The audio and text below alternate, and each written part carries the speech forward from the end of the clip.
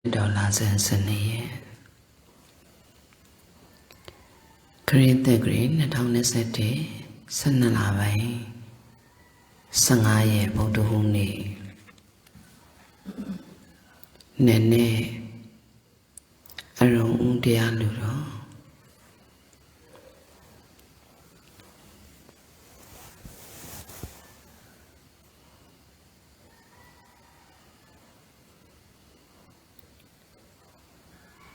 ရှုခိုက်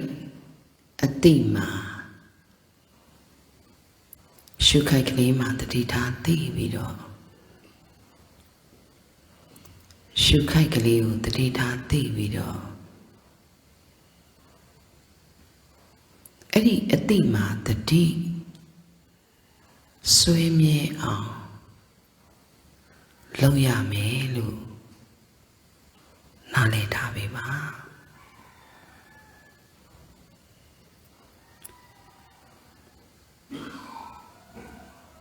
ကဲမချုပ်သေးလို့စိတ်တစဝါရောရောလုံနေလို့ဤကာယကိုသင်္ခါရတရားနေနဲ့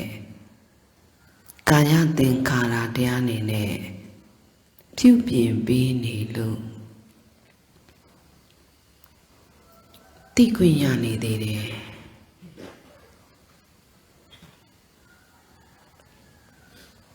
အဲ့ဒီသိခွင့်ရနေပေမဲ့ဒီအတိမှာ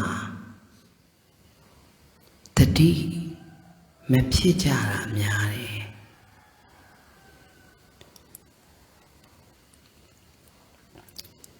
ဒါကြောင့်မလို့ဒီဆိုရိုးဒီသဘောတရားကိုနားလည်ပြီးတော့ရှုခိုက်ကလေးကိုတတိထားပြီးတော့သိပေးပြီးအဲ့ဒီအတိဆိုတဲ့သိတယ်ဆိုတဲ့ဒီစိတ်တစ်ချက်တိုင်းမှာတတိရှိဖို့လိုတယ်လို့အတိမှာတတိရှိဖို့လိုတယ်လို့နားလည်ပေးရမယ်အတိမှာတတိရှိဖို့လိုတယ်ရှုခိုက်ကလေးမှာသာသိခွင့်ရတယ်အဲ့သိလိုက်တယ်ဆိုတော့အတိလေးရလဲအခိုက်တန့်မယ်ဒါကြောင့်လို့ရှုခိုက်ကလေးမှာတတိထားသိတယ်အဲ့အတိမှာတတိရှိရမယ်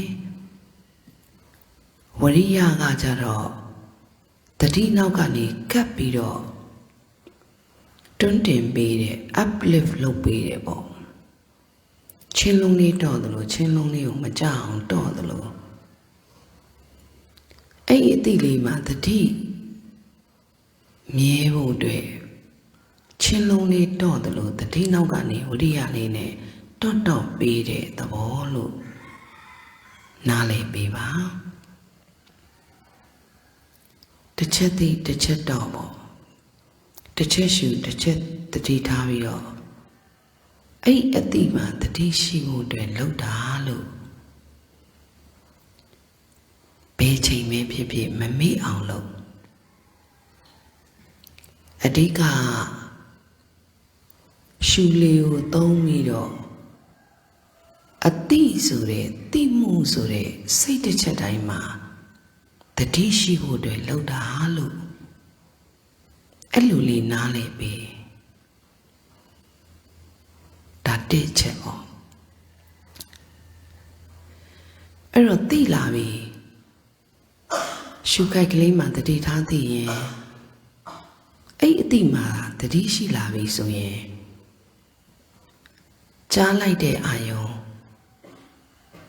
ကြားလိုက်တဲ့အာယုံနဲ့ပတ်သက်လို့အဲ့အတိမှာကြားတယ်ဆိုတော့နားကြည့်ရုံမှာအတန်တားတိုက်တာ哦ဒီအာယုံပေါ့ကြားစရာအာယုံတတ်တာယုံထင်ရှားပြီဆိုရင်အဲ့အာယုံသိတဲ့အတိမှာခံစားသည်ဆိုတဲ့ဝေဒနာလေးဖြစ်လိုက်တယ်သူကနာနာကျင်နာမှဝေဒနာမဟုတ်ဘူးနော် ကြားတဲ့အာယုံနဲ့ပတ်သက်ပြီးတော့အစ္ဆဒဆိုတာဒီအဋ္ဌိအတ္တပေါ့အစ္ဆဒဆိုတာဒီနားကြည်ရုပ်ကိုဒါကိုငါဟာငါနာငါမျက်စိငါနှာခေါင်းငါရှာငါကိုယ်လို့အဋ္ဌိအတ္တနဲ့ငါဟာလူထင်ထားတာပေါ့အဲ့ဒါကိုအစ္ဆဒလို့ခေါ်တာပေါ့အဲ့အစ္ဆဒိကယေတနာနားကြည်ရုပ်လေးပေါ်မှာခံစားသိမှုတွေဖြစ်သွားတာအနဲ့တိုက်တယ်ဆိုရင်နှာခေါင်းကြည်ရုံမှာခံစားသိမှုဖြစ်သွားတာဒါဆိုရင်သိနေတဲ့အသိတစ်ချက်မှာမျက်စိကြည်ပေါ်မှာမူတည်ပြီးတော့မြင်တယ်လို့ခံစားသိတယ်ကြားတယ်လို့ခံစားသိတယ်အနဲ့လေးတိုက်တယ်အနဲ့လေးရတယ်လို့ခံစားသိတယ်ရှာကြည်ရုံမှာစားစရာလေးတိုက်တယ်စားတယ်လို့ခံစားသိတယ်အရသာကိုခံစားသိတယ်ခေါင်းကနေခြေပြားဆုံးကကိုယ်အကြည်ရုပ်ပေါ့သူကတော့အကျယ်ပြန့်ဆုံးပဲတင်းတယ်လို့ခံစားသိတယ်အေးသဘောလေးခံစားသိတယ်သူကခံစားသိလိုက်တဲ့သဘောပဲအဲ့မှာတင်းတယ်အေးတယ်တောင့်တယ်အောင်တယ်အဲ့ဒါကတင်ညာကမှတ်စရာအသည့်အနေနဲ့ပြတာပေါ့အတိုက်တဲ့ရဲ့သဘာဝကိုပြတာပေါ့အဲ့တော့အကြည်ရုပ်ပဲအစ္ဆဒအစ္ဆဒိကယေတနာအစ္ဆဒအဋ္ဌိအတ္တအစ္ဆဒအဲ့ဒီအစ္ဆဒပဲမှာကြတော့ခံစားသိမှုဖြစ်တယ်ဘာဖြစ်လို့ခံစားသိမှုဖြစ်လဲဆိုတော့ဖတ်တာကြောင့်ဖတ်တာ contact လုပ်ပေးတာပေါ့အနက်တိုက်လာပြီဆိုရင်အနက်အာယုံရဲ့အရာသာကိုဖတ်တာဆက်သွယ်ပေးလိုက်တော့ဖတ်တာပြည့်စရာဝေဒနာဆိုတာတရားထုတ်တယ်ဆိုတာထိုင်တော့ထိုင်နေဒီလိုမျိုးအကြောင်းကျိုးကိုဆက်ပြီးတော့မသိဘူးဆိုရင်တရားသဘောပေါ်မှာထိုင်ရမရောက်ဘူးပေါ့အဓိကသဘောတရားသဘောပေါ်မှာအတိမှန်အောင်ထိုင်တာပေါ့ထိုင်တော့ထိုင်နေသိတာမမှန်ဘူးဆိုရင်လူရင်းရောက်ဖို့မလွယ်ဘူးလေအဲ့တော့အတိမှန်အောင်ထိုင်နေဆိုတော့အချိန်နဲ့လည်းမဆိုင်တော့ဘူးအတိမှန်အောင်လို့ကအများနဲ့ပဲနေနေတယောက်တည်းပဲနေနေဣတိယဘုဘလို့သုံးနေတဲ့အချိန်မှာပဲဖြစ်တရားအသိပေါ်မှာထိုင်ရတယ်ဒီတရားသဘောတရားအသိပေါ်မှာတတိထားမိအောင်ထိုင်ရတယ်ဒီအသိလေးကိုမိအောင်ထိုင်ရတယ်ပေါ့အဲ့လိုမျိုးဒီဇိုင်းမတ်လုပ်နိုင်ရင်တရားသဘောကိုနားလေသွားလိမ့်မယ်တော့ဝီစီကိစ္စပိတ်ဆို့မှုဝီစီကိစ္စဆိုတာစိတ်မှာမတည်မကြဖြစ်နေတာအကြောင်းကျိုးကိုမသိတဲ့အကြောင်းကျိုးနေတဲ့ဖြစ်လိုက်တဲ့သဘောတဘာဝကိုမသိတာဝီစီကိစ္စပဲတော့ပိတ်ထားတာပေါ့ဝီစီကိစ္စရှိနေသေးရင်ပိတ်နေသေးတယ်ဆိုရင်တရားအထုတ်တဲ့နေရာမှာတော့မပေါ့ပါသေးဘူးနည်းနည်းပင်ပန်းတတ်တယ်ပေါ့အကြောင်းကျိုးကိုမသိလို့အကြောင်းကျိုးအနေနဲ့ဒီအသည့်ကိုမသိလို့အကြောင်းကျိုးအနေနဲ့သာဖြစ်လိုက်တယ်ဆိုတဲ့ဒီအသည့်ကိုသိလိုက်တဲ့တိက္ခာများသိပြီးတော့ဒီသဘောတရားကိုနားလည်သွားရင်ဝီစီကိစ္စပြုတ်သွားလိမ့်မယ်ပေါ့အဲ့လိုမျိုးမှဒီအကြောင်းကျိုးဆက်မှုကိုတိက္ခာများမကင်တွေတတ်သေးဘူးပြင်းမဲနေသေးတယ်ဆိုဝီစီကိစ္စပိတ်တာ ပိတ်လို့ရှိရင် तू ကဘာဖြစ်လဲဆိုတော့တရားကိုဆက်ပြီးတော့အာမထုတ်ချင်တော့ဟိုအာယုံသွားခံစားလိုက်ဒီအာယုံသွားခံစားလိုက်အဲ့လိုမျိုးနဲ့ तू ကလောကီကာမအာယုံတွေနောက်ကိုအဝဆရကျင်လည်နေတဲ့စိတ်အနေနဲ့ပဲသွားပြီးတော့ခံစားမှုနောက်လိုက်သွားလိမ့်မယ်ပေါ့လိုက်လေလိုက်ခဲ့ကြတယ်လိုက်လေလိုက်နေအောင်ပါပဲအာယုန်ရဲ့ကြိုးဆွဲရနောက်ကိုပါသွားမှာအကြောင်းလို့ဒီအတိတစ်လုံးစိတ်တစ်လုံးကိုအဲ့အတိတစ်ချက်စိတ်တစ်ချက်ကိုတတိထားသိပြီးတော့အဲ့အတိလေးကိုမိအောင်စူးစူးဆိုင်ဆိုင်ဆွဲမြင်အားထုတ်တာစူးဆိုင်ဆွဲမြင်ပြီးတော့ဒီအတိတစ်လုံးစိတ်တစ်လုံးကိုစူးဆိုင်ဆွဲမြင်ပြီးတော့ကာမနယ်တွေကိုသွားကျင်နေတဲ့ကာမနယ်ဆိုတာအစင်းမျိုးမျိုးအတန်မျိုးမျိုးအနက်မျိုးမျိုးပေါ့ခံစားမှုနောက်ကိုလိုက်ချင်နေတဲ့စိတ်ကိုတို့ဒီဆွဲထုတ်တာပေါ့ဒီအတိလေးကိုဆဲပေးတာပေါ့ဆဲပေးတဲ့အလုပ်ကိုတတိထားမိအောင်လုပ်တဲ့အလုပ်ကိုလုပ်နေတယ်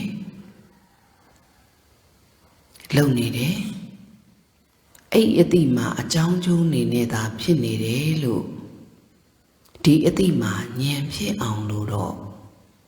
တို့ဒီတမန်သင်္ကပ္ပလုပ်ပေးနေရတယ်တမန်သင်္ကပ္ပဆိုတာသူ့ရဲ့သဘောသုံးသပ်ပြီးတော့အတိမှန်အောင်လုပ်ပေးတာပေါ့တမန်သင်္ကပ္ပဆိုတာလေအတိတော့မှန်ပါတယ်ဒါပေမဲ့တို့တွေဒီဇိုင်းမဆွေမြင်စူးဆိုင်ရှုခိုက်သည်တတိထားသည်ခံစားသည်တတိထားမိအဲ့ခံစားသိတဲ့အတိလေးကိုတတိထားမိတဲ့တတိထားမိအောင်လုပ်တာပါပြီနော်ဝရိယတတိရဲ့မိတဲ့တမာတိရဲ့ပြုလုပ်အားထုတ်တဲ့ဝရိယရဲ့အဲ့သုံးချက်တတိရဲ့ဝရိယရဲ့တမာတိရဲ့သုံးချက်ပေါင်းပြီးတော့ဒီအတိလေးကိုမိအောင်လို့အလုပ်လုပ်တာပေါ့အဲ့တော့တမန်သင်္ကပ္ပရဲ့တမန်သင်္ကပ္ပမမှန်ကန်အတိမှန်တဲ့အတွက်ထားတဲ့တတိယတမာတိဖြစ်တယ်အားဆိုင်မှုဝရိယဒီဇိုင်းမလုပ်တယ်ရတန်မှန်အောင်လုပ်တယ်စီးချက်မှန်အောင်လုပ်တယ်ပေါ့အဲ့ပုံမှာဟိုလွှတ်ဆွဲတဲ့ဥပမာလို့ပေါ့စီးချက်မှန်အောင်လို့ဆွဲပေးနေတာပေါ့ဒီအသည့်လေးပုံမှာစီးချက်မှန်အောင်လို့တေချာဆွဲပေးပြီးတော့ရတန်မှန်အောင်တို့တွေ timing ယူပြီးတော့ဒီအသည့်လေးကိုမိအောင်လို့လုပ်ပေးတာပေါ့အဲ့ဒါတမာတိ training ပဲ training ဆိုတာသိက္ခာပေါ့နော်တမာတိ training emotional stability training ပေါ့ train လုပ်ပေးနေတာစိတ်ကိုလေဒါပေမဲ့ဒီအသည့်ပုံမှာ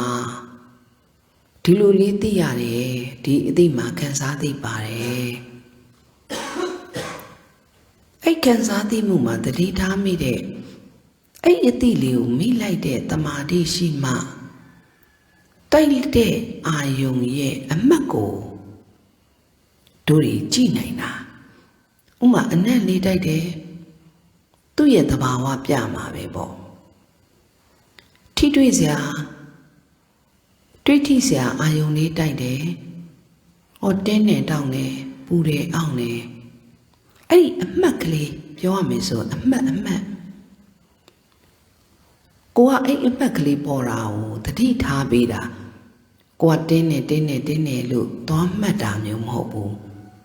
အယူတစ်ခုနဲ့သွားမှတ်တာမျိုးမဟုတ်ဘူးတင်းသဘောလေးတင်းနေလို့မှတ်စရာအသေးလေးပြတယ်အဲ့ပြတဲ့လက္ခဏာကိုတတိနဲ့မှတ်လိုက်တာတင်းနေလို့ အဲ့လိုမျိုးအယူတူးနဲ့သွားလောက်တာမျိုးမဟုတ်ဘူးသဘောတရားအောင်နားလေအောင်လုပ်နော်ဒါဆိုရင်မှတ်စရာအတိပြတဲ့တင်ညာကဘာဟိယာယတနာဆိုတဲ့အပြင်အတိုက်တက်နဲ့အပြင်အတိုက်တက်ပုံမှာမူတည်ပြီးဒီအမှတ်ပေါ်တာလို့အဲ့လိုမျိုးလေးနားလေရမယ်ဝေဒနာကြတော့အစ္ဆတိကယတနာအတွင်းအာယတနာပုံမှာမှီပြီးပေါ်တာတင်ညာကကြတော့ဘာဟိယာယတနာအပြင်အတိုက်တက်နဲ့ပတ်သက်ပြီးသူ့ရဲ့တဘာဝလက္ခဏာပေါ်တာပေါ့အဲ့ဒါကိုနားလေရမယ်အဲ့သဘောလေးဒီခံစားသိတဲ့သဘောလေးမှတ်သားသိလေးမှတ်သိစိတ်ကလေးပေါ့အဲ့တင်ညာကလည်းသူကြီးပဲမဖြစ်ဘူးစိတ်နဲ့တူတူပေါင်းပြီးတော့မှတ်သိစိတ်ဆိုပြီးမှတ်စရာသိလေးပြုပြင်ပြတယ်တင်ညာသင်္ခါရအဲ့သိဖို့အတွက်သင်္ခါရဆိုတာဝေဒနာနဲ့တင်ညာရဲ့သဘောသွားလေးတွေကိုအတိလေးဖြစ်အောင်လို့သင်္ခါရ inside action အတွင်းကနေပြီးတော့ action ပြုလုပ်ပေးပြီးတော့သိဖို့အတွက်ပေါ်ပေးနေတာပေါ့ပြောချင်တာဒီတရားထုတ်တယ်ဆိုတာဒီရှုခွင့်ရလို့သိခွင့်ရနေတဲ့ဒီအတိမှာဝေဒနာပါတယ်တင်ညာပါတယ်သင်္ခါရပါတယ်လို့ခံစားသည့်မှတ်သားသည့်ပေါ်စေသည်လို့ဒီစိတ်နဲ့စေတသိက်တွဲပြီးတော့ဒီအတိလေးကိုတို့တွေတတိထားမိအောင်လုပ်လိုက်တာပဲပေါ့အဲ့လိုမျိုးဒီအတိလေးဖြစ်လာပြီဆိုရင်ဒီအတိဟာတို့တွေကိုကြည်ယုံမှဖြစ်နေတဲ့တင်းနဲ့တောင်းတယ်လို့ဒီဗုဒ္ဓဘာယုံကြောင့်ဒီအတိလေးဖြစ်တာလားကြားစရာအာယုံကြောင့်ဒီအတိလေးဖြစ်တာလားလို့အဲ့ဒီအတိတင်ချက်ကိုတတိထားမိလာရင်အာယုံဆိုတဲ့သဘောလေးကိုနားလည်လာလိမ့်မယ်ပေါ့ဒီအာယုံကြောင့်ဒီအတိလေးတွေဖြစ်တယ်ဒီအတိပါမူတည်ပြီးခံစားဝေဒနာမှတ်သားတင်ညာဖော်ပြီးနေတာသင်္ခါရလို့ဒီစေတသိက်တရားလေးတွေကိုပါတွဲပြီးတော့အရာကောက်လာနိုင်လိမ့်မယ်ပေါ့ဒါဆိုရင်ခန္ဓာ၅ပါးပြည့်သွားတာပေါ့ဖောက်ပြန်တဲ့သဘောဟာရုပ်ပေါ့နော်တင်းသဘောတောင်သဘောအဲ့သဘောလေးတွေကိုဖော်ပြပြီးနေတာဖောက်ပြန်တတ်တဲ့သဘောဟာရုပ်ပေါ့နားကြည့်ရုံနဲ့အတန်အာယုံတိုက်တယ်ပထမတော့ငြိမ်နေတာနားကြည့်မှအတန်လာတိုက်တော့အဲ့သဘောလေးတွေကမကြားရနေကြားလာတဲ့ဒီသဘောလေးကဖောက်ပြန်လာတဲ့သဘောလေးတွေပဲပေါ့တေချာမငိုက်သွားစေနဲ့နော်တေချာလို့ဝရိယကိုတေချာတယ်အဲ့တော့ဝိသိကိစ္စလိုပဲဌိနမိတ်တာလည်းပိတ်ပြီးတော့ဌိနမိတ်တာထိုင်းမိုင်းပြီးတော့သူကလာပိတ်တတ်တယ်အဲ့ပိတ်တဲ့ခံစားသိမှုမှာပေါင်းပါသွားတတ်တဲ့ဒီအသည့်လေးကိုဝိတက်တင်ပြီးတော့ဆယ်နိုင်နဲ့ဝိတက်တင်တာပေါ့တတိဝိရိယနဲ့ပေါင်းတင်ပြီးတော့ဆယ်နိုင်နဲ့အာမရှိဘူးဆိုရင်ထိဋ္ဌမိတ္တနဲ့ပေါင်းပါသွားတဲ့စိတ်ကဘလောက်ပေါင်းသလဲလို့ဘလောက်ပေါင်းပါသွားသေးသလဲလို့ကိုယ့်ရဲ့ကိလေသာကိုစစ်တမ်းထုတ်နိုင်လို့ရတယ်နော်တေချာတတိထားခေါင်းမမိတာနဲ့တေချာတတိထားစေက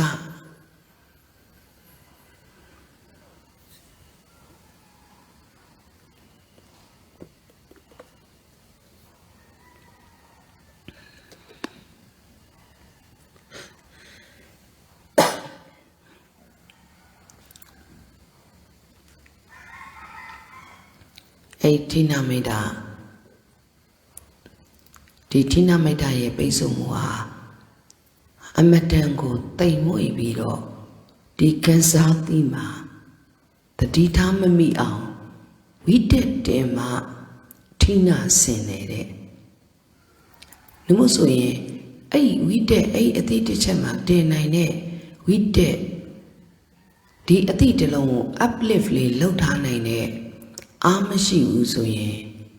ဒီကန်စားသီးတက်တဲ့သဘောပေါ်မှာအစွဲတစ်ခုနဲ့ပါသွားပြီးစေတသိက်တွေလေးလံပြီးမိတ္တရိုင်သွားပြီးတော့ပါသွားတယ်အဲ့တော့ပြည့်လွင်မှုနဲ့လေပြည့်လွင်တတ်တဲ့သဘောလေးတွေကလည်းတစ္ဆုတ်ပန်ဒီအသည့်လေးပေါ်မှာပိတ်ပြီးတော့တတိပြီးတတိပြောရမယ်ဆိုရင်တတိပြီးတတိကူးနေတာစိတ်တွေကူးသွားတဲ့ကဲ့သို့ဖြစ်နေတာပြည့်လွင်တတ်တဲ့ဥဒ္ဒစ္စပိတ်လို့နားလဲရမယ်ကိုကစိတ်ကူးရင်နေတာမျိုးမဟုတ်ဘူးဥဒိစ္စလာပိတ်တဲ့အတွက်တစ္ဆုတ်ပန်အတိမှာမမိအောင်မလုံနိုင်လို့ဒုတွေစိတ်တစိတ်တိုင်းတတိပြီးတတိကူးနေတာအဲ့တော့တရားတာအာမထုတ်ဘူးဒီအတိတလုံးလာမစိစစ်ဘူးဆိုရင်ထိနာမိုက်တာနဲ့အိတ်နေလိုက်တာတို့တွေတဏှာလုံးအိတ်နေကြတယ်ဥဒိစ္စပိတ်တော့လေအတိဒီမှာပြင်းလွင်ပြီးတော့ပါသွားလိုက်ကုတ်ကုတ်စနဲ့ချိတ်တော့လေအဲ့အယူတစ်ခုနဲ့ပဲဒီကုတ်ကုတ်စနဲ့နောင်နာတပံပူပန်လိုက်ဥဒိစ္စကုတ်ကုတ်စဖြစ်နေတယ်ပေါ့ဖြစ်တတ်တယ်ပေါ့ဒီအတန်အာယုံလေးကတော်တော်အနှောက်အယှက်ပေးတယ်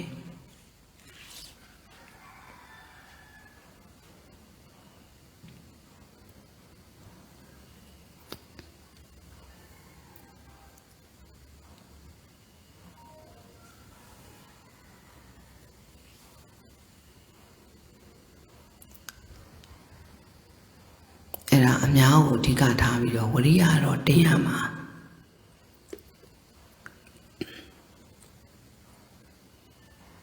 ဟိရိဩတ္တပတရားနဲ့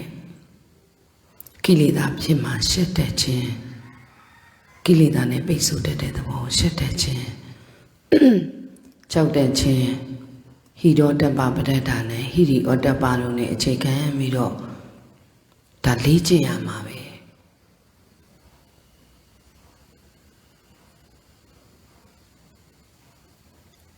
သဘောတရားကိုနားလည်ပြီးတော့ဒီသဘောတရားဒီအတိမှန်တဲ့သဘောတရားပေါ်မှာတတိထားမိအောင်အားထုတ်ရမှာအဲ့ဒီလေးပေါ်မှာတမသင်္ကပ္ပလုပ်ထားတယ်တတိထားမိအောင်အလုံးလုံးတယ်အလုံးလုံးတဲ့ဘက်မှာဆွဆွမြဲမြဲဆူဆူဆိုင်ဆိုင်နဲ့အလုံးလုံးတယ်အဲ့အတွက်ကြောင့်မလို့မှတ်စရာသည့်ပြုပြင်ပြနေတဲ့လက္ခဏာကိုကြည့်တတ်တယ်ဒါတဘာဝလက္ခဏာကိုဖမ်းတာပေါ့သူ့ရဲ့တဘာဝအပိတ်ပင်အတားအဆီးမရှိဘူးဆိုရင်တဘာဝတိုင်းနေနိုင်တဲ့ကိလေသာညှိကပ်မှုကင်းတဲ့တဘာဝကိုတဘာဝတိုင်းသိအောင်မိအောင်နေနိုင်တဲ့အတိလေးဖြစ်သွားလိမ့်မယ်ပေါ့အိမ်မှာသိအောင်မိအောင်အားထုတ်နေရသေးတယ်ဆိုရင်ဒါကိစ္စပေါ့ကျွမ်းကျင်လာတယ်ဆိုရင်သိအောင်မိအောင်အားထုတ်တဲ့ဘက်မှာကျွမ်းကျင်လာတယ်ဆိုရင်ကြောင်းကြမှုမပါတော့ပေါ့ဘယ်ချိန်တိတိဒီကန်စားသည့်လေးပုံမှာမိလိုက်တယ်သူ့ရဲ့မက်စရာသည့်ပြနေတဲ့လက္ခဏာကိုကြည့်တတ်တယ်ဒီတဘာဝလက္ခဏာသူ့ရဲ့ပြနေတဲ့အရိယာသစ္စာဒီသစ္စာအနေနဲ့ပဲပိုင်းခြားသိရမယ်တရားပေါ့ဒီတဘာဝလက္ခဏာပိုင်းခြားသိရမယ်တရားအဲ့မှတ်စရာသည့်ပြနေတဲ့လက္ခဏာမှာဒီမှတ်သိစိတ်တင်ညာမှာနမိတ်ပါတယ် ပုံရိပ်လေးတွေကပ်ပါလာတတ်တယ်နမိတ်ပါတတ်တယ်အဲ့ဒီညာမှာနမိတ်ပါတတ်တယ်နမိတ်ကလေးတွေပြတယ်အဲ့ပြလိုက်တဲ့တစ်ချက်တိုင်းပေါ်မှာတို့တွေပြတယ်ပြင်တယ်သင်္ခါရပြုပြင်ပေးတယ်ပြတယ်ပြင်တယ်ပြတယ်ပြန်ရင်လည်းသိတယ်ပြတယ်ပြင်တယ်သိတယ်မိတယ်ပြတယ်ပြင်တယ်သိတယ်မိတယ်အဲ့သဘောလေးကိုဒီသဘာဝလက္ခဏာလေးကိုသိချပန်းပြီးတော့ဒီအတိလေးပုံမမိအောင်လုပ်ပြီးတော့အဲ့ဒါလေးကိုရှုခိုင်းသိတယ်ခံစားသိတယ်သတိထားမိတယ်ပြတယ်ပြင်တယ်ပြတယ်ပြင်တယ်သိတယ်မိတယ်အဲ့အတိလေးပုံမှာတရှုတရှိုက်တိုင်းသူကလေကိုဖမ်းခိုင်းတာမျိုးမဟုတ်ဘူးအတိဘက်ကိုလိုက်ခိုင်းတာဒီအတိလေးကိုမိအောင်လုပ်ခိုင်းတာပြတယ်ပြင်တယ်ပြတယ်ပြင်တယ်သိတယ်မိတယ်ဒီအတိလေးကိုမိအောင်လုပ်ခိုင်းတာကျွမ်းကျင်သွားရင်အရင်ကြောင်းကြမနေရတော့ဘောပထမတော့ပုဂ္ဂလပြပါရအနေနဲ့ကြောင်းကြပြီးတော့ဒီရဲ့သဘောကိုသိအောင်မိအောင်လုပ်နေရတာပေါ့အဲ့တော့အားထုတ်တဲ့ဘက်မှာလေဒီအသိကိုမှန်မှန်ကန်ကန်နားလေတယ်တတိထားမိတဲ့တမာတိမဲခင်၃ပါးပါတယ်တတိရဝရိယရဲ့မိတဲ့တမာတိရဲ့သူ့ရဲ့သဘာဝလက္ခဏာကိုမြင်လာတယ်အတိမှန်မှအမြင်မှန်မှအမြင်မှန်မှုကြတော့တမာတိလိုတာပေါ့အဲ့တမာတိဖြစ်ဖို့အတွက်ပိတ်ဆို့တာနဲ့ပေါင်းပြီးတော့ပါသွားရင်စိတ်ကပြည့်နေမှုနောက်ကိုပါသွားတော့တမာတိမဖြစ်ဘူးပေါ့ဒီအသည့်လေးကိုမိအောင်တမာတိဖြစ်အောင်မလုပ်နိုင်လို့လေပိတ်ဆို့မှုနဲ့ပေါင်းပါသွားတာပါသွားရင်လည်းတမာတိမဖြစ်ဘူးတမာတိမဖြစ်လို့လေပေါင်းပါသွားတာဒါဆိုရင်တမာတိဖြစ်ဖို့အတွက်တမာတိဖြစ်ဖို့အတွက်မှန်မှန်ကန်ကန်ဒီအသည့်ကိုအတိမှန်အောင်တို့ဒီသင်ကြားထားရမယ်ပေါ့နော်ဒီ instruction လေးလမ်းညွှန်မှုလိုတယ်ဒီလိုမျိုးသိရမယ်လို့တို့တွေသင်ကြားထားရမယ်ဒါကြောင့်မလို့အဲ့သင်ကြားတဲ့အသည့်ကိုပရိယံလို့ခေါ်တာသင်ကြားတာပေါ့ပရိယံသင်ကြားတာအခုတရားနာတယ်ဆိုတာသင်ကြားသည့်ပိုင်းပရိယတ္တိပိုင်းပေါ့ဘာလို့သင်ရတာလဲဆိုတော့အတိမှန်မှုသင်ရတာအတိမှန်မှုသင်ပေမဲ့ဒီအတိတစ်ချက်မှာတတိထားမိအောင်ဒီလိုလုပ်ရတယ်လို့တခါအတိမှန်အောင်သင်ပေးဖို့လိုသလိုအကျင့်မှန်အောင်ဆရာသမားတွေကလေ့ကျင့်ပေးရမယ်ရောအတိမှန်အောင်လည်းသင်ပေးရတယ်နောက်ပြီးတော့လေ့ကျင့်ပေးရတယ်ရိတ်တာတခုဆိုတာအသိမှန်အောင်သင်ပေးပြီးလေ့ကျင့်ပေးရုံနဲ့မဟုတ်ဘူးရုပ်ပိုင်းဆိုင်ရာစွမ်းသင်္ကန်းကြောင်းစီအစဒုက္ခမများအောင်စွမ်းတဲ့အာဟာရတွေဒုက္ခမများအောင်ကြောင်းတွေ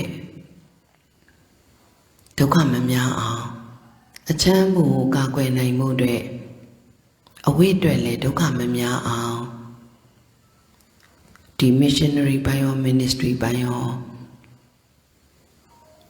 ဒီဒုက္ခကိုပြေလည်အောင်လုပ်ပေးတာပေါ့နော်ဘယ်သူကလုပ်ပေးနေတာလဲဆိုတော့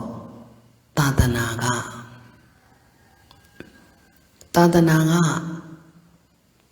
ဒီအတိမှန်အောင်တတိထားမိတဲ့တမာတိသိက္ခာတွေဖြစ်အောင်အမြင်မှန်တဲ့ပညာသိက္ခာတွေဖြစ်အောင်ဒီသိက္ခာ၃ရက်ဒီသိက္ခာတွေဒါရှိပြီဆိုရင်လောကမှာသိက္ခာရှိနဲ့ကိုအစင်တည်းမြင့်မြင့်နဲ့ကိုနေနိုင်သွားမှာ ဒါဆိုရင်ဒီသာသနာကလောကီနယ်ပယ်မှာရှိတဲ့သူတွေအတွက်ကောမသက်ဆိုင်ဘူးလားဆိုတော့တော်တော်သက်ဆိုင်တာပေါ့သာသနာကိုအာယုံပြုခွင့်ရတဲ့သူတွေနဲ့ပတ်သက်ပြီးသာသနာကိုအာယုံပြုနိုင်တာဖုံးကန်ကြီးမှပြုနိုင်တာဒီချလို့သာသနာကိုအာယုံပြုနိုင်နေဆိုတာဖုံးကန်ကြီးမှပြုနိုင်တာပြီးမနေနဲ့နော်ဝိတက်ကိုတင်ထားနော်အဲ့တော့သာသနာကိုအာယုံပြုနိုင်ရင်ဒီတမာတိဖြစ်တဲ့စိတ်မှာဒီအသိလေးကိုမှန်မှန်ကန်ကန်နားလေတဲ့အမြင်မှန်တဲ့ပညာတမာတိနဲ့ပညာဖြစ်နေတဲ့စိတ်တစ်စိတ်ကအသိတစ်ချက်မှာတော့သီလမပြတ်တော့ဘူးပေါ့အာယုန်နေနောက်ကိုညှိပြီးတော့ခံစားမှုနဲ့ညှိပြီးတော့ဒီစိတ်ပါသွားမပါသွားတော့ဘူးပေါ့ဟိရိဩတ္တပနဲ့သူစောင့်ရှောက်နိုင်တယ်ပေါ့အယူတစ်ခုမှထိခိုက်ပြီးတော့ခံစားပြီးတော့လည်းပါမသွားတော့ဘူးပေါ့ပြောရမယ်ဆိုရင်ဒီအသည့်တစ်ချက်တိုင်းမှာ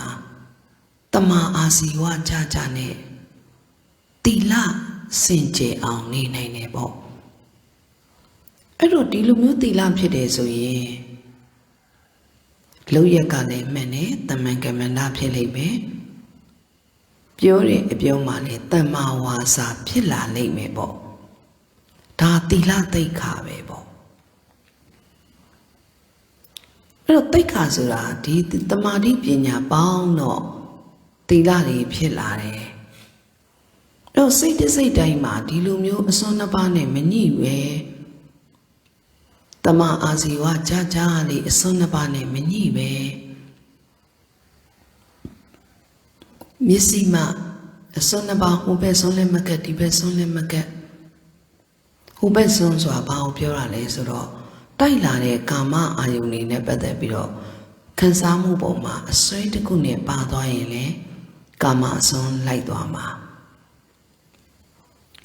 သူ့ရဲ့ပြလာသည်မြပြတယ်ပြင်းနေပြီးတယ်ပြက်တယ်ပြတယ်ပြင်းနေပြောက်တယ်ပြက်တယ်ပြလာသည်မြပြင်းလာသည်မြပြစ္ဆုတ်ပံမှာပဲပြီးဆုံးပြောက်ွယ်တယ်လို့အဲ့အနိစ္စအချက်ကိုမြင်နိုင်မှဒီအာယုန်တွေပေါ်မှာအစွဲမဖြစ်မှာပြသဘောကိုလည်းမသိပြင်းသဘောကိုလည်းမသိပြလာသမျှပြီးဆုံးပြောက်ွယ်တဲ့အနိစ္စကိုမကြည့်နိုင်ဘူးဆိုရင်ဒီပုံမှာအစွဲတစ်ခုနဲ့ညှိပြီးတော့ထိခိုက်သွားလိမ့်မယ်ဒါကြောင့်မို့ဒီအစွန်းနှစ်ပါးလွတ်ရင်မျက်စိမှဘာလို့မျက်စိမှကြတာလဲဆိုတော့ညာနာတံပယုတ်ဉာဏ်နဲ့ရှင်ပြီးလှုပ်တက်လို့ပေါ့တရားအားကြီးတဲ့တရားမဟာကုသိုလ်စိတ်ပေါ့မဲ့ကုသိုလ်ဖို့ကုသိုလ်ဖြစ်စေတဲ့မဲ့ကိနဲ့ကြောင့်မို့ရောက်စေတဲ့အစွန်းနှစ်ပါးရဲ့သဘောကိုသဘောပေါက်ပြီးတော့အတိတ်တစ်ချက်မှာတော့သွားပြီးတော့အစွဲတစ်ခုနဲ့ပါမသွားတာပါသွားခြင်းနဲ့အကြောင်းသမှုတရားကိုစွန့်ပြီးတော့အတိတ်ကပါခဲ့တဲ့အမတ်တွေပေါ်တတ်တယ်အခုစိတ်မှာပေါ်နေတယ်ဆိုတာအတိတ်ကအယူတစ်ခုအစွဲတစ်ခုနဲ့ကိလေသာနဲ့ကပ်ပြီးတော့ပြုခဲ့တဲ့ကံရဲ့နမိတ်တွေပေါ်တာဒီနမိတ်ကိုသာမရှင်းနိုင်ဘူးအယူတစ်ခုနဲ့ပေါင်းပါသွားမယ်ဂတိနမိတ်နောက်ကိုလိုက်သွားမယ်ဆိုရင်ဒါဆွဲလန်းရမှာဘဝသွားဖြစ်တော့မှာအခုစိတ်မှာပေါ်ပြနေတယ်ဆိုတာအတိတ်ကအယူတစ်ခုပေါ်မှာဆွေးနွေးခဲ့တဲ့ကိလေသာနဲ့ကပ်ပြီးတော့ကံမြောက်ခဲ့တဲ့အတွက်အိတ်ကံရဲ့အကျိုးဝိပါကကိလေသာကြောင့်ကံကြောင့်ဝိပါကဝိဘက်ကနေပြီးတော့ပြန်ပြီးတော့ဒီနမိတ်တွေပေါ်ပြနေတာဘလောက်ထိတ်လန့်စရာကောင်းလဲဘင်္ဂဘေယအာဒီနဝ ဒီကာမဂုဏ်အာယုန်တွေရဲ့အပြစ်ဘယ်လောက်ထိတ်လန့်စရာကောင်းလဲဒီကနေလွတ်အောင်လုပ်ရမယ်လို့မုံစိမ့်တုကပြတာညာလွတ်အောင်ကလုပ်ရမယ်လွတ်အောင်လုပ်ရမယ်ထိတ်လန့်စရာကောင်းလေလေပြက်ပြက်သားသားလုပ်ရမှာပါလားလို့ဝရိယကိုတင်လေလေထိတ်လန့်နဲ့တန်ဝေကတွေဒီနမိတ်တိုင်းတာသွားလို့ရတော့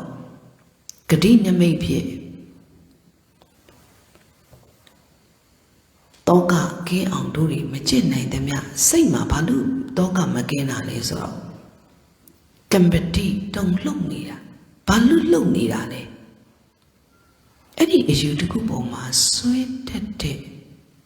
အယူတစ်ခုပေါ်မှာနော်အယူဆိုတဲ့ဒိဋ္ဌိကဘယ်မှာယူတာလဲမဆရာတင်ညာမှာတော့ယူတာဒါကြောင့်မလို့နမိတ်ပြနေတယ်လို့ပြောတာတို့တွေအယူတစ်ခုပေါ်မှာဆွဲခဲ့တဲ့အတွက်ဒီနမိတ်ပြတာပြတယ်ပြင်းနေပြက်တယ်ပြတယ်ပြင်းနေပြက်တယ်ပြတယ်ပြင်းနေသိတယ်ပြက်တယ်အဲ့ဒီအနိစ္စတစ်လုံးဘက်ကိုဇောင်းပေးပြီးတော့ရှော့ပြီးတော့ဖိုးပြီးတော့ပြတယ်ပြင်းနေပြက်တယ်အဲ့ဒီနမိတ်ပေါ်မှာခံစားသိမှုဖြစ်မှာနော်ထိုင်နေတယ်နော်တေချာမှတ်တာတေချာကောင်းမကြစိတ်နဲ့တေချာမှတ်တာဝရိယကိုတေချာတူတူလိုက်စမ်းတေချာလိုက်ပြတယ်ပြင်းနေပြက်တယ်သိတယ်ပြတယ်ပြင်းနေသိတယ်ပြက်တယ်ဒီပြလိုက်တဲ့သဘောတရားလေးတွေပြက်ပြက်အပိုင်းပိုင်းပြက်ပြက်နေတာနော်ဒီအနိစ္စအချက်ပဲရှိရနော်ပြုပြင်လိုက်တဲ့သဘောကလည်းအတ္တနဲ့ဘာတခုမှဖန်တီးတာမရှိဘူးနော်သူ့အကြောင်းကျိုးသူ့တဘာဝအနတ္တတိုင်းပဲနော်အဲ့တဘာဝကိုသိရင်ကာလကိုသိတယ်လို့ပြောတယ်နော်အခုတိုက်လိုက်တဲ့သဘောတင်းသဘောလေးပြတယ်ပြင်းတယ်သူ့ရဲ့တဘာဝကိုသိရင်အခုပြစ္ဆုတ်ပံကာလကိုသိတယ်နော်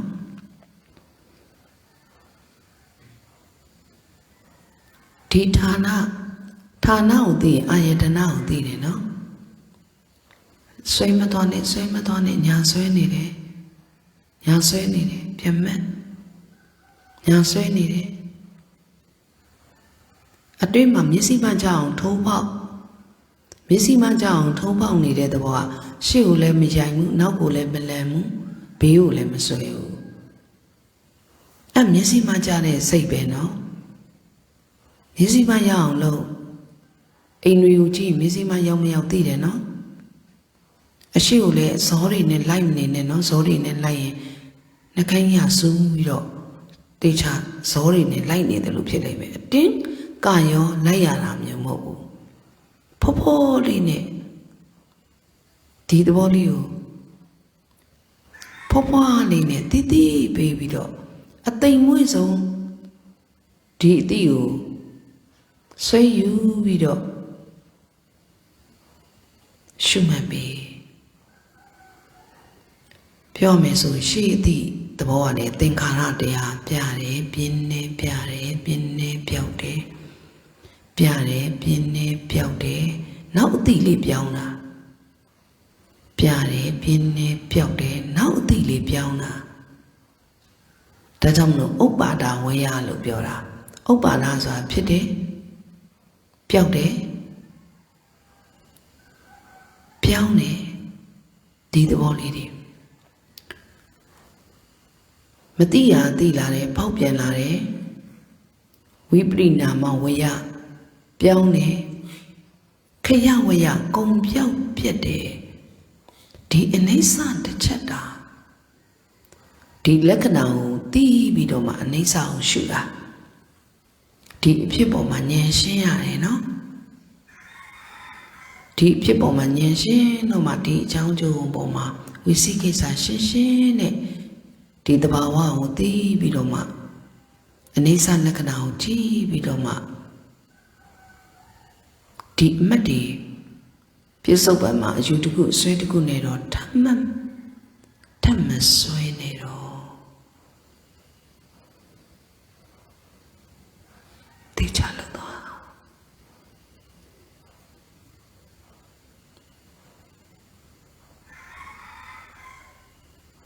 Namate say don't the teaching law.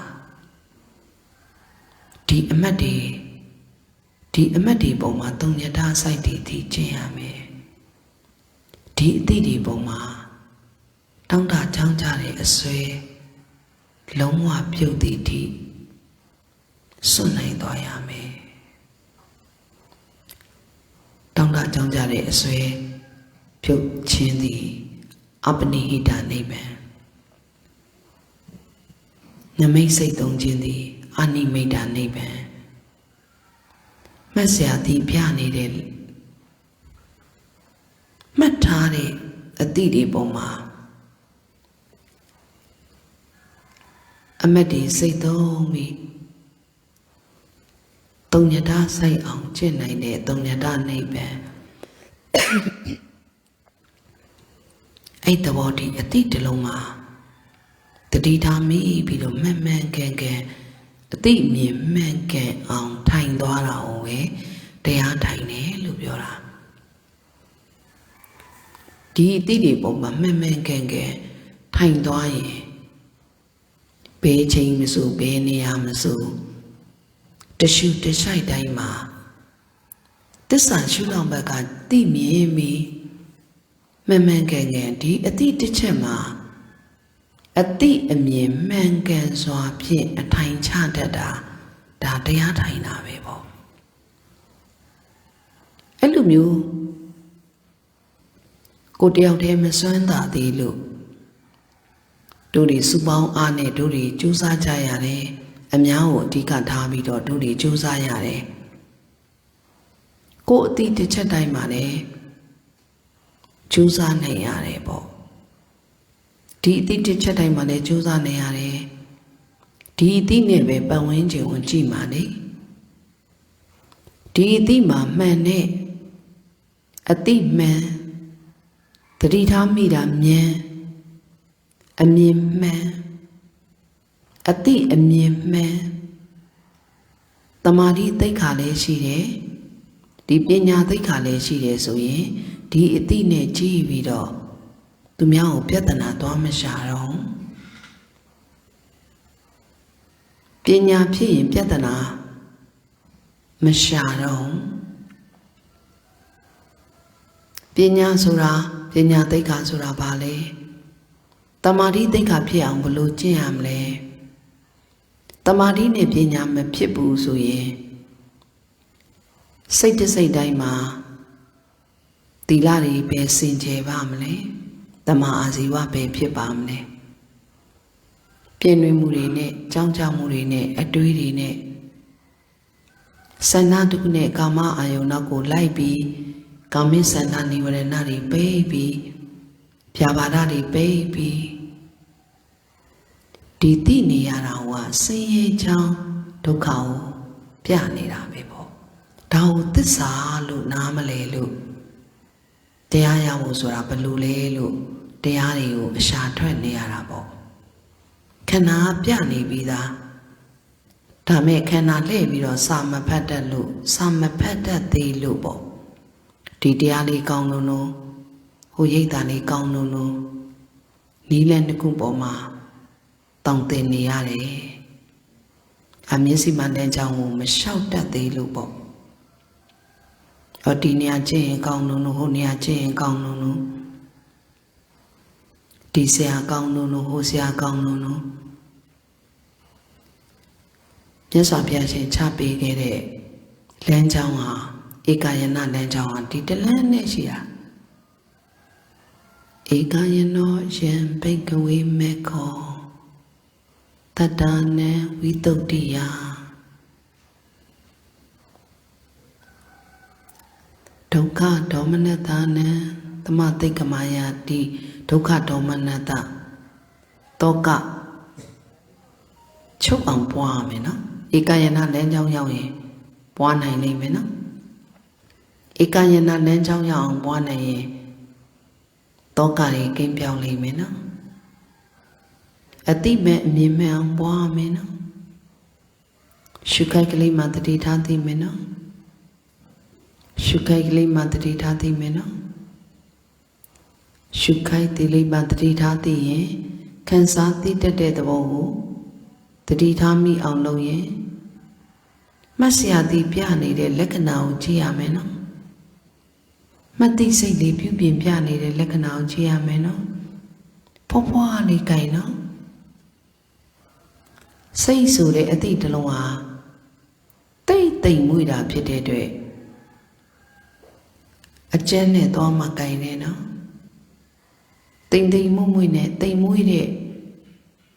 အကြောင်းတိုက်ဆိုင်မှာဖြစ်လာတဲ့အဖြစ်တရားကိုတိမ်မွေ့လေးနဲ့တေချာတတိထားသိပြီးတော့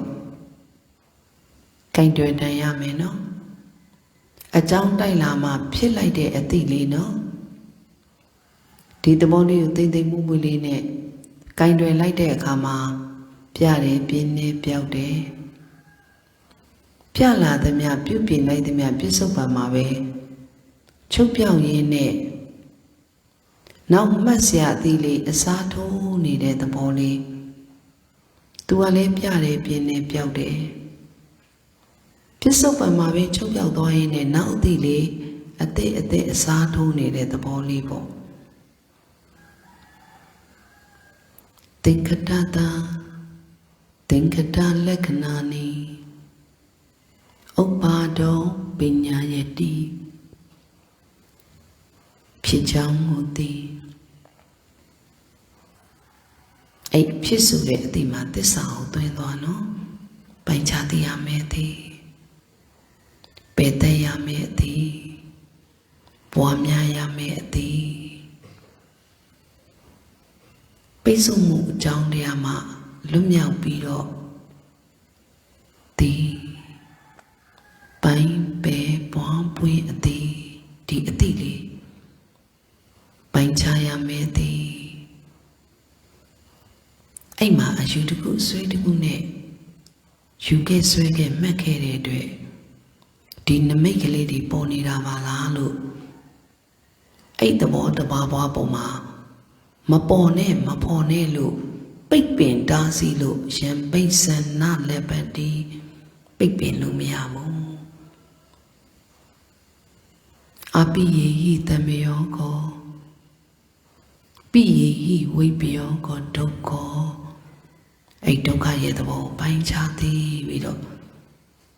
ဒီအောင်မဖြစ်ပါနဲ့လို့တားရတယ်လို့တားလို့မရတယ်လို့မပြတ်ပါနဲ့လို့တားလို့မရဘူးပြတယ်ပြင်းနေပြောက်တယ်ပြီးတယ်နောက်အသည့်လေးထပ်ပြတယ်ပြလာသမျှပြုပြင်လာသမျှပြစ္ဆုတ်ပံမှာပဲခရဝရ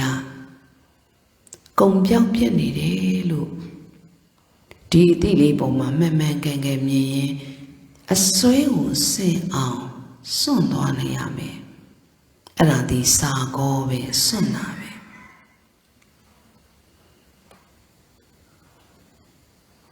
ဒီသည့်လေးပုံမှာလည်းမိအောင်လုပ်တာနော်ရှုခိုက်ကလေးမှာတတိထားသည်မိအောင်လုပ်တာနော်ရှုခိုက်ကလေးမှာတတိထားသည်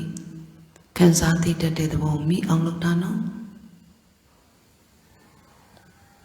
တိအောင်မိအောင်လုပ်တာနော်တိအောင်မိအောင်လုပ်တာနော်တိအောင်မိအောင်လုပ်တာနော်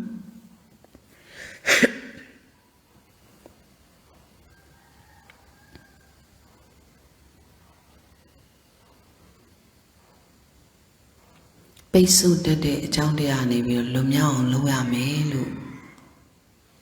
တေချာနားလည်အောင်လုပ်တာနော်နိဝရဏတရားတွေကလာပိတ်တတ်တယ်နိဝရဏတရားတွေကလာပိတ်ပြီးတော့ဖုံးတတ်တယ်ညာနာဝရဏအတိညာမဖြစ်အောင်သိလိုက်တဲ့အတိအတိုင်းမှာအတိမှန်နဲ့မိတာမြင်တယ်သူ့ရဲ့ချုပ်ပြောက်မှုတည်မြင်တာမှန်တယ်အတိမှန်အမြင်မှန်မဖြစ်အောင်ပိတ်ပင်တားတဲ့သဘောကိုနိဝရဏလို့ခေါ်တာကိလေသာပေါ့အဲ့ပိတ်ဆို့မှုအကြောင်းတရားတွေပိတ်တာတွေနဲ့ပေါင်းပြီးမပါသွားပဲလက္ခဏာမြင်နဲ့အမှန်မြင်တဲ့အတိနဲ့ပ ပိတ်ဆို့မှုပေါင်းကနေပွင့်အောင်ပွားရတာတရားအားထုတ်တယ်ဆိုတာလေပိတ်ဆို့မှုပေါင်းကနေပွင့်အောင်ပွားရမယ်အဲ့လိုမျိုးအပွားမှန်မှလည်းပိတ်ဆို့မှုအကြောင်းတရားနေပြီးတော့ပွင့်တဲ့ဒုက္ခကတိန်ချုပ်ပြောင်းငြိမ်းတဲ့ငြိမ်းအေးရာကိုစိုက်ရောက်ဆံဝင်နေမယ်ပေါ့အတိတ်တစ်ချက်တိုင်းမှာပဲတေချာကျင့်သွားပါတေချာကျင့်သွားပါထိုးပေါက်သွားပါကပ်ပြီးတော့မပါသွားနဲ့ညာလေးကပ်ပြီးတော့ပါသွားနေတယ်သစ္စုပ္ပန်ကိုသိအောင်မိအောင် uplift လေးတွန်းတင်ပေးတာပါဝရိယအတွင်းမှာဝရိယစိုက်ထုံးမှုတွန်းတင်ပေးတာပါဉာဏ်ဖြစ်အောင်ကြည်ပါဒီလက္ခဏာမြင်မှဝိပဿနာဖြစ်ပါလိမ့်မယ်လက္ခဏာရဲ့သဘောကိုသိချမသိရင်အစွဲတစ်ခုနဲ့ပါသွားခြင်းရင်ကိလေသာကြောင့်ကပ်ပြီးတော့သာကံမြောက်နေရင်မစ္စည်းမကိုရောက်ဖို့ကပ်ပါလိမ့်မယ်ရှုခိုက်သည်ရှုခိုက်တတိထားသည်ရှုခိုက်သည်ခံစားသည်တတိထားမိမဆရာသည်ပြရာကြီးပေါ်စေသည်တီမိဒီအတိတ်တလုံးဘက်ကို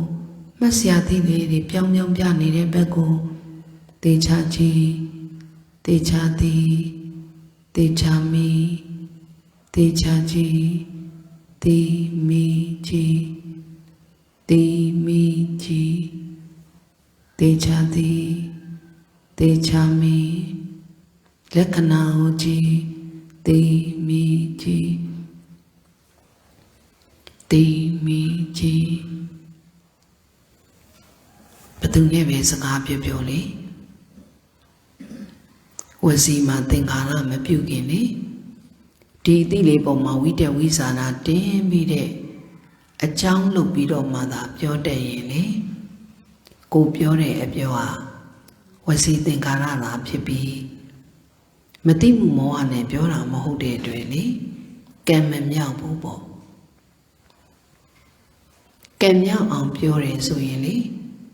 ကြိုက်တာတွေမကြိုက်တာတွေခံစားချက်တွေပါတတ်တယ်ကိလေသာပါတတ်တယ်စိတ်မှာပေါ်လာတဲ့အသီးလေးကိုလေဝိတ္တဝိဇာနာတင်တဲ့အကြောင်းလေးလုံးပြီးတော့မှပြောတတ်တယ်ဝစီသင်္ခါရကိုပြောတတ်တယ်ဆိုရင်လေတမ္မာဝါစာဖြစ်ပြီမိမိတူတူပါနဲ့ဥသားတွေလေအနောက်ရှက်မဖြစ်စေတော့ပြဿနာကိုမဖြစ်စေတော့ဒါကြောင့်လို့ဝိတ္တဝိဇာနာဝစီသင်္ခါရလို့ပြောတာလေအဲ့လိုပဲအာနာပါနကာယသင်္ခါရဝေဒနာတင်ညာစိတ်ဓာတ်သင်္ခါရဒီသင်္ခါရတရားကိုနားလည်ရင်လေရှုတဲ့တစ်ချက်မှာပဲဖြစ်ဖြစ်သင်္ခါရကိုနားလည်ရင်ဒိဋ္ဌိပြုတ်တာပေါ့အပြောတစ်ချက်မှာသင်္ခါရကိုနားလည်ရင်အယူစင်ကြယ်တာပေါ့တိမှုလက္ခဏာတစ်ချက်တိုင်းမှာလေသင်္ခါရတရားကိုနားလည်တယ်ဆိုရင်လေတဏမာနဒိဋ္ဌိထိပြုတ်နိုင်တာပေါ့အယူပြုတ်တယ်အစွဲပြုတ်တယ်အယူတစ်ခုပေါ်မှာဆွဲခဲ့တဲ့အယူတစ်ခုပေါ်မှာဆွဲညှိကပ်ခဲ့တဲ့အမှတ်တွေတဖြည်းဖြည်းနဲ့ပါပြောက်ဖို့အနိစ္စမြင်မှအမှတ်ချိန်နိုင်တယ်ဒါကြောင့်မို့အနိစ္စလက္ခဏာတွေပြတယ်ပြင်းနေပြောက်တယ်ပြတယ်ပြင်းနေပြောက်တယ်အနိစ္စလက္ခဏာမြင်အောင်ကြည့်ပြီးတော့အမှတ်တွေကိုချိန်နိုင်အောင်လုပ်အဲ့တော့မှအတ္တနဲ့ညှိပြီးပါသွားတာမျိုးမဟုတ်တဲ့အတွက်ပင်မရင်ဆန့်ကျင်တိုက်ခိုက်ခြင်းလိမ့်မယ်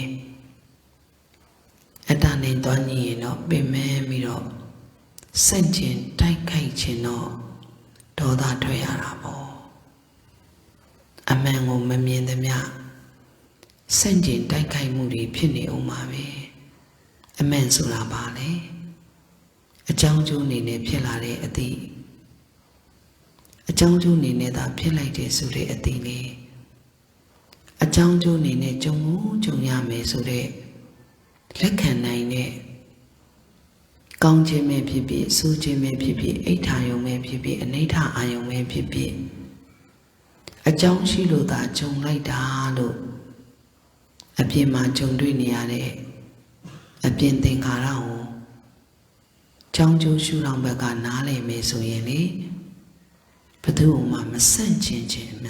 တော့ဆန့်ကျင်ခြင်းနဲ့ကိလေသာကိုပဲရှောင်ကျင်ရမယ်မှတ်တာနော်ဆန့်ကျင်ခြင်းနဲ့ကိလေသာကိုသာဝိတ္တိရှောင်ကျင်ရမှာတဲ့ဆန့်ကျင်ခြင်းနဲ့ကိလေသာကိုပဲဝိတ္တိရှောင်ကျင်ရမှာတဲ့အနိဋ္ဌာယုံအစင်မပြေဘူးဆိုရင်ခံစားသိမှုမှာဒုက္ခဖြစ်တာပေါ့အဲ့ဒုက္ခကိုတော့ဘယ်သူမှမလိုချင်ဘူးလေမလိုချင်တော့ဘာလုပ်ချင်လဲရှောင်ချင်တယ်ဆန့်ကျင်ခြင်းနဲ့တိုက်ခိုက်ခြင်းနဲ့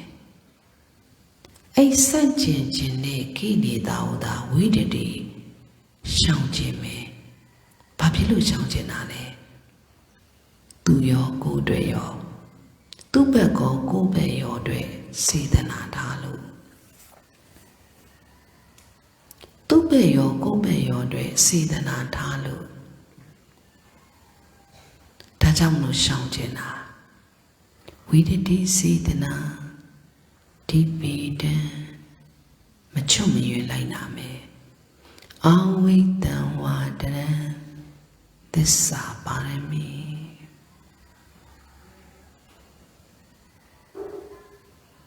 အကြောင်းကျိုးနေနေလေအစင်မပြေတဲ့အနိဋ္ဌာယုံကြုံခိုက်မှလည်းဒီလောကရန်ကို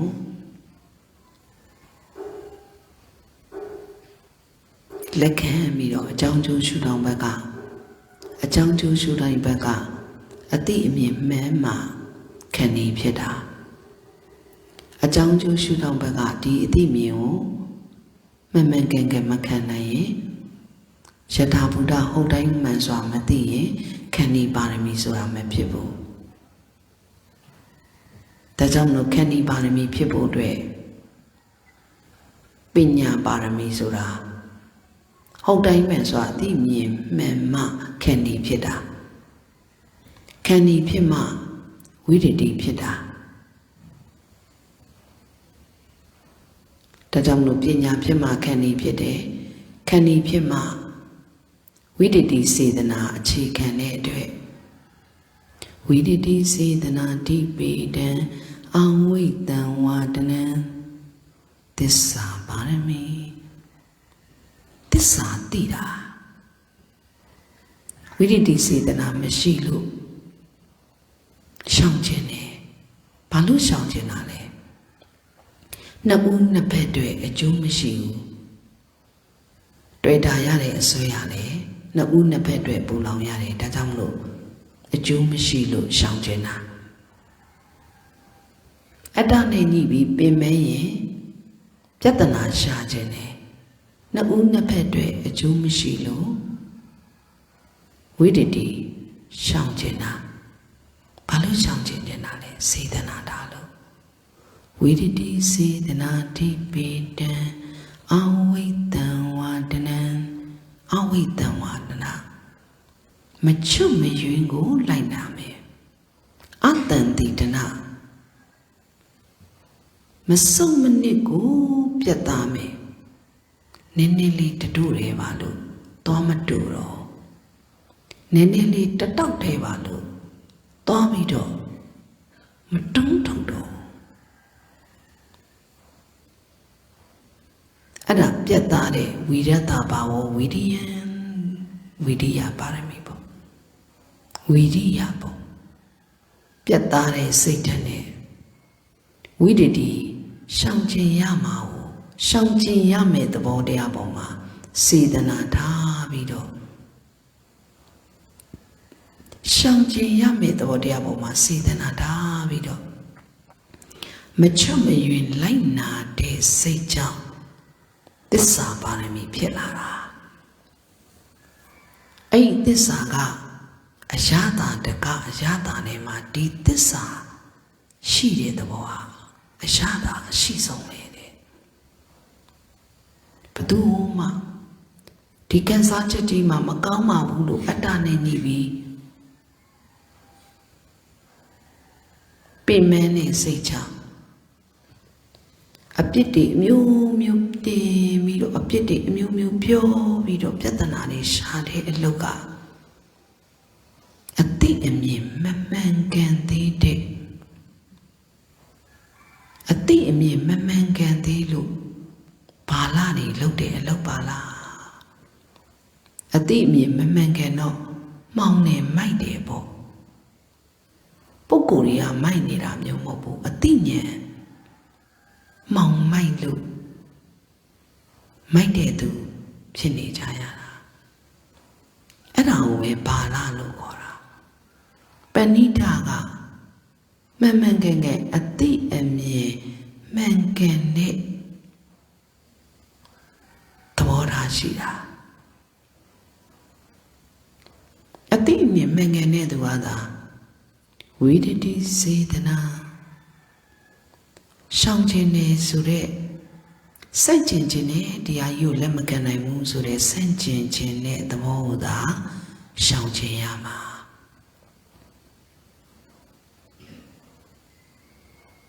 အိဋ္ဌာယုံကြတော့အစဉ်ပြေတဲ့အာယုံကြတော့အနုနယနဲ့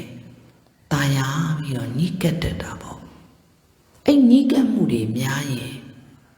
ဒုက္ခယဝေဒနာယရာဂနုတယောနုသေတိရာဂကိန်းသွားလိမ့်မယ်အနုနယပဋိကဝိဒန္တနာသင်္ကာတံ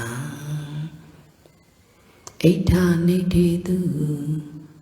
တတသင်္ခါရိတု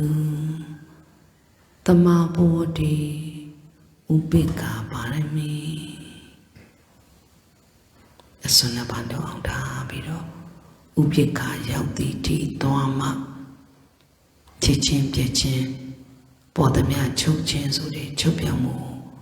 မြင်နိုင်ပြီဒုက္ခငြိမ်းရသို့ဆိုက်ရောက်ပါလိမ့်မယ်ချိန်ပြပါပြီ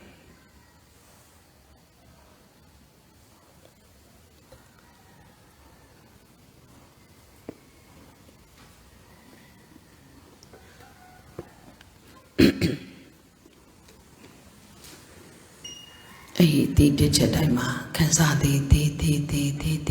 အဲ့အတိလေးကိုဖော်ပြီးတော့မကြည့်နိုင်ရင်ခံစားမှုဘက်ကိုအစွဲတကုနဲ့ကပ်ပြီးတော့ညှိသွားနိုင်မယ်အတိဘက်ကိုဖော်ပြီးတော့ကြည့်ပြီးတော့တေချာသွားကြ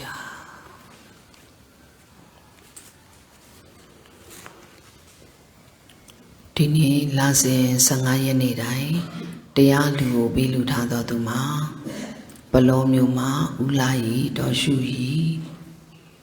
တမီလေးဆန်လေးဇဝနာညာနီမိသားစုမှာတရားလူကိုပေးလူထားပါသည်ကွယ်လွန်သူမိခင်ကြီးတော်တင်ဝမ်းအာယေစု၍ဖခင်ကြီးဦးဝမ်းအောင်အမှုသားကသမီးဆွေအောင်ဤမိသားစုကောင်းမှုဖြင့်လစဉ်ပဲဆုံးအလူကိုလူတန်းထားပါသည်ကိုလင်းဦးဟန်နီသမီးချောစုတာခန့်ဆွဲတုဒ္ဒမိသားစုမှာတာလေးခန့်ဆွဲတုဒ္ဒဤ73နှစ်ပြည့်ဝင်းမြည့်ယထာနာလူဖြင့်တရားလူပေးလူပါတယ်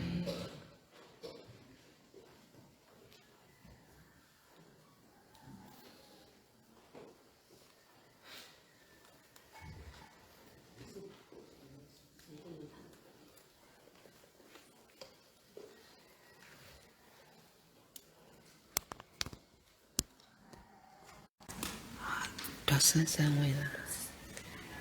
တော့ဆန်းဆန်းဝင်သားဝင်ဆောင်ဦးသမီးအိမ်မြတ်ဆန်သမီးငယ်တီတီဆန်ညီဖုံးမြတ်သူတာမိသားစုမှာတိတ်ခါထက်အလူမင်္ဂလာဖြင့်အာဟာရဒါနတဏိတာဆွမ်း အာဟာရဒါနနဲ့သိက္ခာတက်လူမင်္ဂလာတွေကောင်းမှုကုသိုလ်ပါဝင်ပတ်သက်ကူညီသွားပါတယ်တာဒုတာ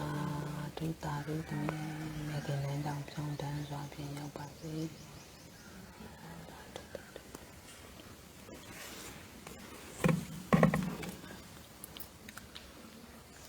ပါခင်ဦးမြင့်စုံနဲ့မိခင်ဒေါ်ဟန်ကြီးတို့အာရည်စု၍ဒေါ်အောင်မဆူဤမွေးနေ့အလူဖြင့်စွမ်းအာဟာရဒါနတနေ့တာနဲ့အာယုံဦးတရားလူ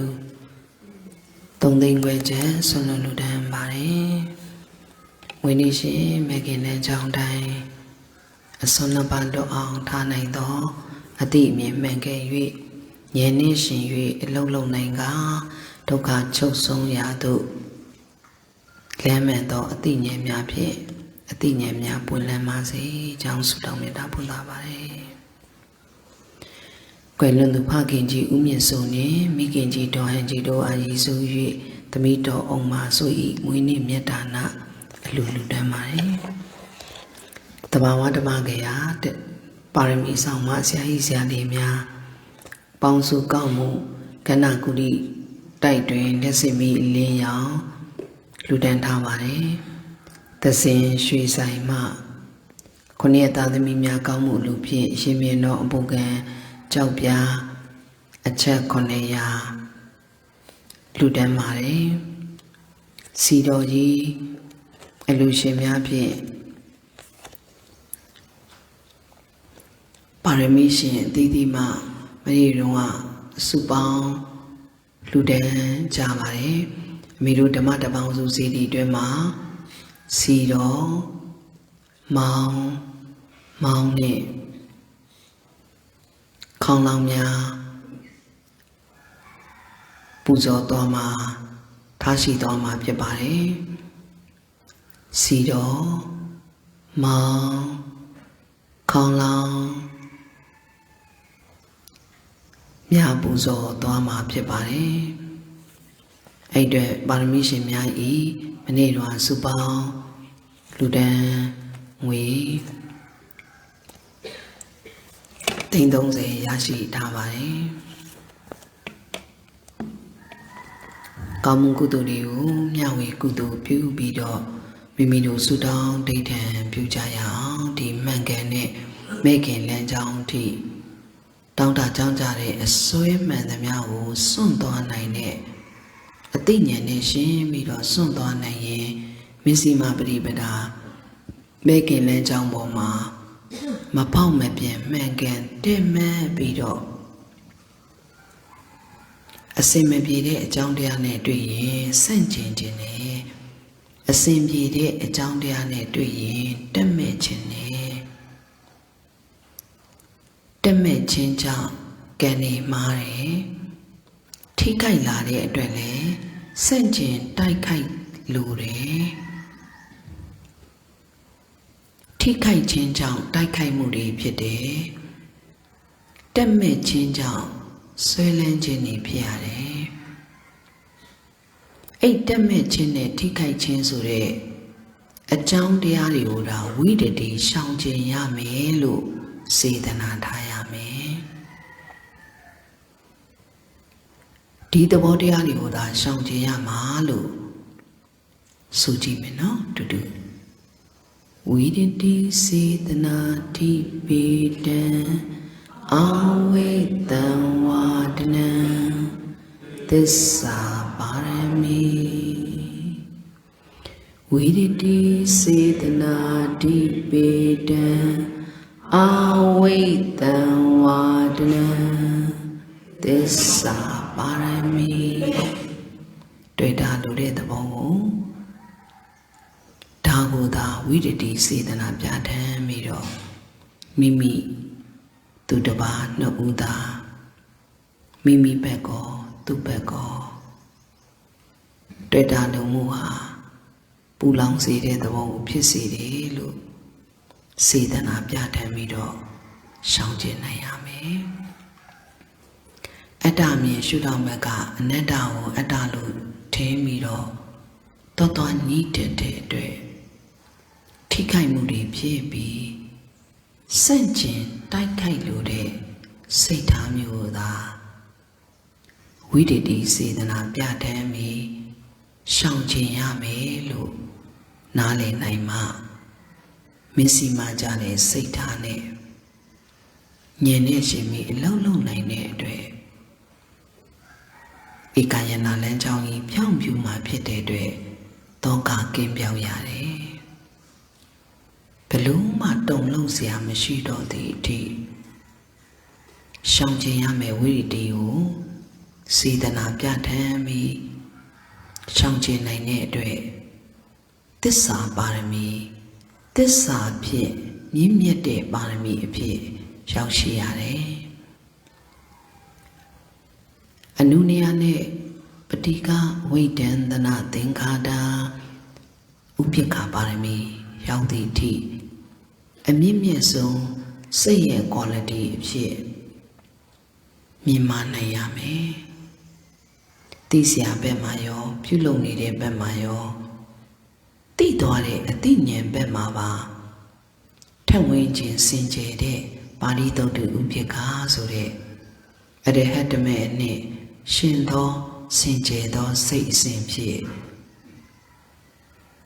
ကြိုးစားနိုင်ရမယ်လို့အားပြုထားရမယ်သာသနာနှင့်တွေ့တာသည်ဒီတမာတိပညာသိက္ခာတို့ဖြင့်စင်ကြယ်သောသီလကိုဖြစ်စေဖို့ဝိသုဒ္ဓိဖြစ်စေဖို့ဝိသုဒ္ဓိဖြစ်မှဝိမု ക്തി ဖြစ်လိမ့်မယ်မစင်ကြယ်ဘဲနဲ့မလွတ်မြောက်နိုင်ဘူးဒါကြောင့်လို့သာသနာနဲ့တွေ့ဖို့လိုတယ်သာသနာအဆုံးအမနဲ့သာသနာအဆုံးအမဆိုတာအမတန်ကိုတန်မိုးထားเสียအမတန်ကောင်းတဲ့အတွက်သာသနာရဲ့လိုအပ်ချက်တွေကိုကောင်းမြတ်သောစိတ်ထားနဲ့ကိုလိုအပ်တယ်လို့ထင်တဲ့ရှုထောင့်ကနေပြီးတော့ပါဝင်ပတ်သက်ပြီးတော့ကူညီပြီးတော့သာသနာတိုးတက်စီပင်ရေးအတွက်တို့တွေကြိုးစားကြရလိမ့်မယ်ကောင်းမွန်သောမနတိကာရစိတ်ထားတို့ဖြင့်ယဟန်ပိုင်းပါမှာရောဒီယဟန်တရားတွေအားထုတ်နေတဲ့အမျိုးသမီးတွေဘက်ပိုင်းမှာရောဥပဒကဥပတိကာတွေဘက်ပိုင်းမှာရောပရိသတ်၄ပါးချမ်းရံထားပြီးတော့သာသနာအဆုံးအမတွေပြန့်ပွားအောင်ကြိုးစားကြပါစို့လို့တိုက်တွန်းလို့ဆိုရင်လည်းမေတ္တာပို့တာအများဝေးကြရအောင်ဗုဒ္ဓဂုဏောနန္တောဓမ္မဂုဏောနန္တောသံဃာဂုဏောအနန္တောမာတာပိတုဂုဏောနန္တောအာစရိယဂုဏောနန္တောနန္တောနန္ဒငါးပါးတို့ကိုယူသေးမြတ်တို့လက်ဆုံးမှု၍ရှိခိုးကြောပါ၏ရှင်ဗျာအနန္တငါးပါးခေမောနီ7ပါးနှင့်အရိယာသူတော်ကောင်းတို့ပေါ်၌ကျွန်ုပ်တို့ကပြမခဲ့မိသော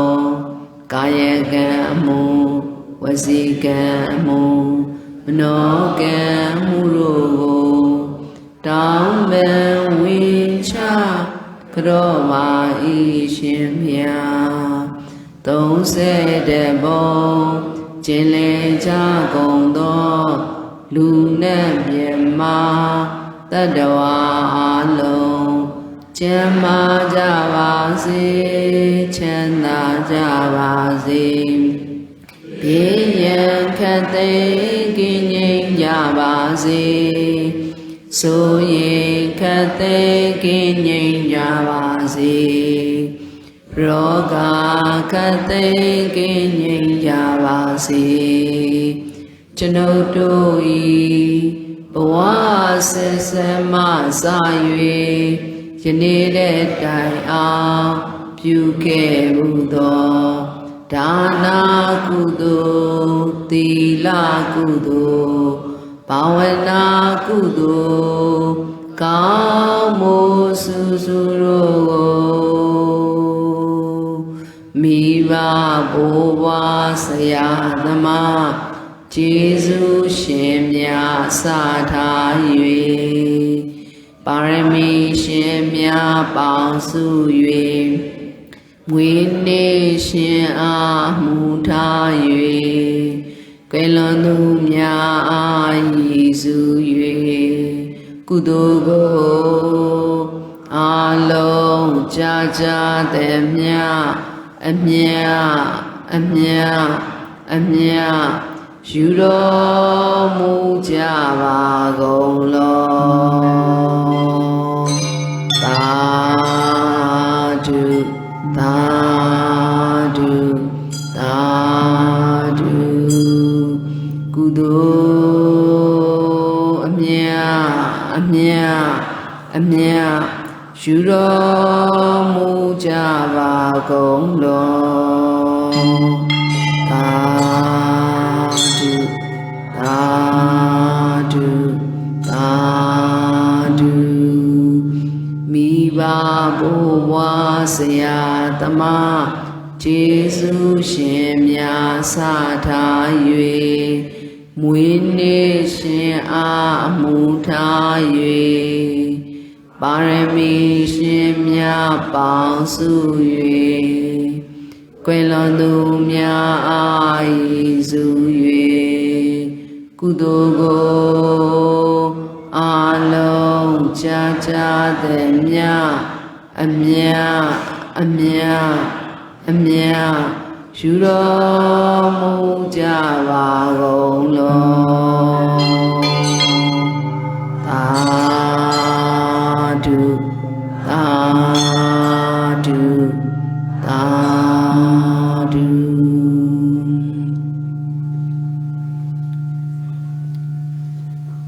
မိတို့တရားမင်းရုပ်ထုတစ်ဖက်ကတန်လျက်ကိုင်းပြီးတော့တစ်ဖက်ကပရပိုက်တရားမင်းအောင်မှာကြောက်ဖြာ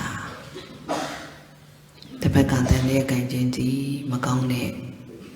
ရှင်းဆွေတွေအနေတွေကိုရှင်းပြီးတော့ကိလေသာကိုပိုင်းဖြတ်နိုင်တဲ့စွမ်းအားတွေနဲ့အပြင်ရောအတွင်းရောကာကွယ်ရေးကိုယူထားမယ်တစ်ဖက်ကပရပိုက်မှာကောင်းမှုကုသိုလ်တွေအားကြီးတိုင်းပါရမီမြောက်တဲ့ကောင်းမှုကုသိုလ်ပါရမီရှင်တွေပေါ်လာပြီဆိုရင်တရားမင်းနောက်မနေနိုင်မင်းနဲ့ကူညီရတယ်ဆိုတဲ့သိပ္ပံနဲ့တစ်ဖက်မှာပရပိုက်ပြုလုပ်သွားမယ်အဲ့ဒီရုပ်ပွားတော့အမေတို့သူ့ရဲ့အကြောင်းကျိုးတဲ့အနေနဲ့တရားမင်းကြွလာတာဖြစ်တယ်ပေါ့နော်။တစ်ဖက်ကကာကွယ်ရေးနဲ့စောင့်ရှောက်ရေးတစ်ဖက်ကပါရမီပြည့်မြောက်တဲ့သူတွေကိုပါရမီပြည့်မြောက်ပြီးတော့အဖက်ဖက်ကဝိုင်းဝန်းကူညီတဲ့အနေအထားမျိုးတက်ရောက်လိမ့်မယ်ပေါ့။အဲ့တော့ဒီအကြောင်းကျိုးနဲ့တမီးတို့ဒီတရားမင်းရုပ်ပွားတော့အရှိတောင်မှာတီထားပူဇော်သွားမှာဖြစ်တယ်။အဲ့လိုမျိုးအာယုံပြုပြီးပါနိုင်ပါတယ်။